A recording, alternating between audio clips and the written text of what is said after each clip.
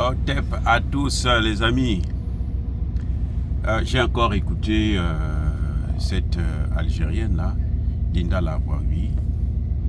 Pourtant c'est une femme très instruite, hein, qui lit beaucoup.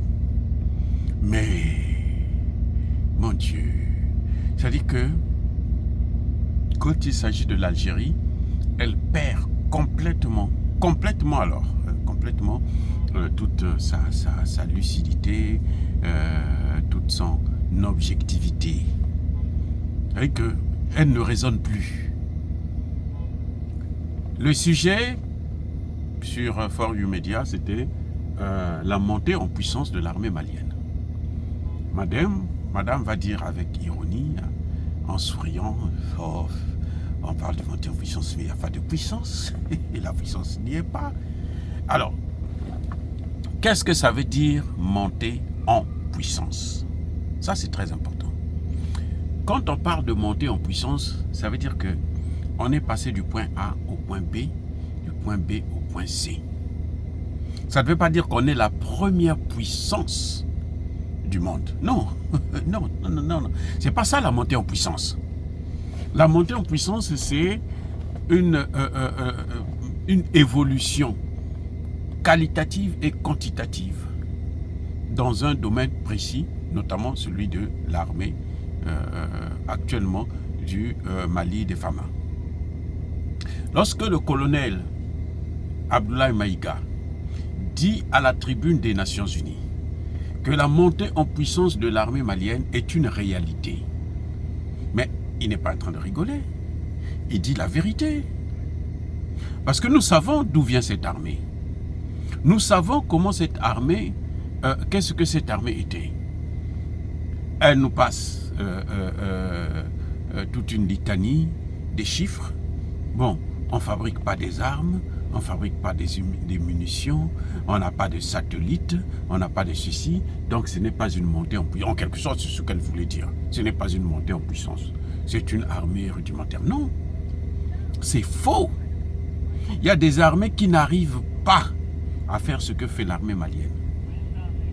Pour des raisons parfois politiques, comme la RDC, qui est face à une petite armée de rien du tout du Rwanda, bien que soutenue par les États-Unis. Elle est là à respecter le cessez-le-feu. Et on voit aujourd'hui, là-bas même en RDC, les Wazalendo, qui ne sont pas formés, qui n'ont pas d'armement, qui n'ont rien, arrivent à lutter contre eux, arrivent à leur mener la guerre et arrivent à les écraser, hein, gagner des victoires, reprendre des territoires. Donc je crois que cette Linda Lawawi doit essayer d'être un peu plus correcte. Hein. On ne se fait pas respecter comme ça.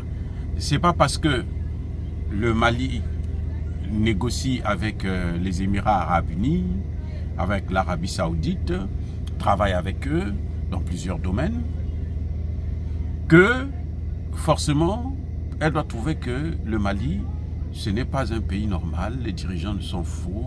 Je vous ai dit la dernière fois, elle disait qu'il n'y a pas de démocratie. Hein. Il avait promis les élections et il n'y en a pas. Les élections en Algérie, là, ce sont des élections truquées. Et puis ça, c'est une ingérence. Donc, vous voyez, elle est contre, quand je vois bien, elle est fâchée contre le Mali, parce que le Mali entretient de bonnes relations avec les Émirats Arabes Unis, avec l'Arabie Saoudite et autres. Moi, je m'en fous moi, ça ne m'intéresse pas, hein, que ce soit les Émirats Arabes Unis, tous les pays arabes, y compris l'Algérie. Moi, je pense que ces gens-là, ce sont eux qui ont commencé avec l'esclavage et que par conséquent, ce n'est pas des gens qui peuvent nous apporter quelque chose de bon. Voilà, c'est clair. Ils nous ont pris pour des esclaves. Ça, pour moi, je ne pardonne pas ça. Donc, moi, ces gens-là, il faut se méfier d'eux. Mais il y a des gens, bon, puisque ce sont des voisins, vous êtes obligés de collaborer. Mais maintenant, ça ne sert à rien de dénigrer l'armée malienne. Il faut reconnaître que le Mali, en ce moment, est en train de combattre contre l'OTAN. Ce n'est pas une guerre contre les terroristes, contre l'OTAN. Si vous avez l'Ukraine qui forme des terroristes pour attaquer le Mali, ça veut dire que, et derrière l'Ukraine, vous avez l'OTAN, ça veut dire que le Mali combat l'OTAN. Et ça, si on ne reconnaît pas que cette armée a fait des progrès, ben c'est qu'on ne connaît pas ce que c'est que l'armée. Ah, je suis désolé. On ne connaît pas les termes exacts de ce qu'on appelle une montée en puissance. C'est une montée, une évolution graduelle. Le Mali a pu récupérer Kidal. Ce que les Français n'ont pas pu récupérer. Ce que les Américains n'ont pas pu récupérer. Ce que Takuba, la force européenne, n'a pas pu récupérer. Le Mali a pu le faire. Les Nations Unies étaient là, près de 20 000 hommes. Ils n'ont pas pu apporter la paix. Et le Mali, l'armée malienne, les FAMA ont pu récupérer l'ensemble du territoire. Dit des Awaten, il y a eu un problème parce qu'il n'y avait pas la communication. Mais attendez, soyons sérieux. Ce n'est pas parce qu'une armée a perdu une bataille que ce n'est plus une armée. Il ne faut pas oublier que mais Wagner, c'est quand même les Russes. Ce sont les Russes qui équipent l'armée algérienne. Et l'armée algérienne, depuis qu'elle s'équipe là, elle n'a jamais fait une seule guerre. Parce que pour mesurer la capacité d'une armée, c'est dans la guerre. Vous voyez, l'Iran aujourd'hui attaque Israël depuis Téhéran. Elle bombarde et ça va jusqu'à toucher, atteindre des objectifs. Ça veut dire là que nous voyons bien que c'est une armée qui existe, qui est puissante. Quelles sont les preuves de l'armée, de la puissance de l'armée algérienne? C'est pas parce qu'on prend des équipements et tout machin qu'on va dire qu'on a une armée. Les États-Unis ont une armée, ils font des guerres par procuration. Quand ils vont faire la guerre en Irak, en Libye et autres, ils vont en Yougoslavie, ils vont tout juste massacrer, bombarder hôpital, école, tout, sans distinction possible. Ça, c'est pas une guerre. C'est pas une guerre conventionnelle ou professionnelle comme le fait la Russie aujourd'hui. Donc, l'Algérie ne peut pas aujourd'hui parler, dénigrer les FAMA. Hein, cette Linda Larouaoui ne peut pas dénigrer les FAMA sous prétexte que, bon, c'est pas une armée qui monte en puissance. Y a pas, non, les FAMA sont en train de monter en puissance. Les FAMA ont combattu avec des bouts de bâton. Les FAMA ont perdu toute la région de Kidal. Pas la ville de Kidal, je parle de la région de Kidal. Pendant plusieurs années. Et donc, maintenant, ils ont pu récupérer ça. Ça veut dire qu'ils sont montés en puissance. Ça veut dire qu'ils ont gagné du terrain. Ça veut dire qu'ils ont évolué. Ça veut dire qu'ils n'étaient plus au point A, mais ils sont passés au point B, au point C, et ils sont en train d'aller vers le point D et plus. Surtout que maintenant, ils se réunissent avec le Burkina Faso et le Niger. Donc, Madame Luinda, vous pouvez souffrir, mais nous savons que notre armée, elle vient de loin. Et là où elle est, elle a fait de grands progrès. Si aujourd'hui cette armée est capable de rivaliser contre l'armée de l'OTAN, et c'est ça la vraie guerre qu'il y a dans le Sahel, c'est la guerre contre l'OTAN. Ce n'est pas une guerre de petite intensité, c'est une guerre de haute intensité. Et c'est une guerre asymétrique, hein, n'oublions pas, c'est une guerre asymétrique. Vous pouvez avoir des armes, si vous n'avez pas des hommes qui ont de l'expérience, vous n'êtes rien.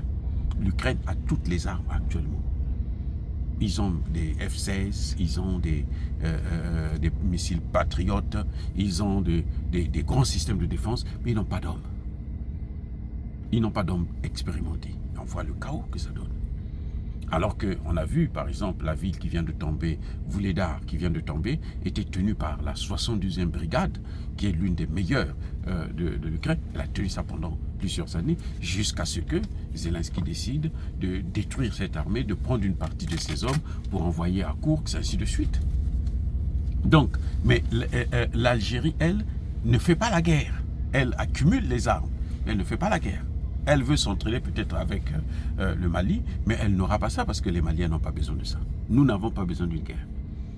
Et d'ailleurs, si ça arrive, c'est là qu'on verra que c'est une grande puissance. Si l'Algérie était vraiment une grande puissance, elle aurait déjà dû détruire Israël. Pourquoi elle n'est pas partie se battre en Israël?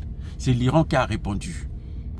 Israël a attaqué la Palestine, a détruit la bande de Gaza, est rentré maintenant dans le Liban.